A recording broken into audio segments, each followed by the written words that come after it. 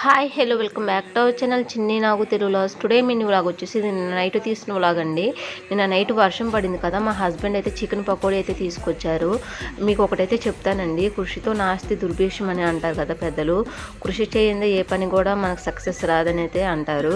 అవునండి, ఈవెన్ మన యూట్యూబ్తో సహా కూడా నేను యూట్యూబ్ కోసం ఎంత కష్టపడుతున్నానో నాకు తెలుసండి.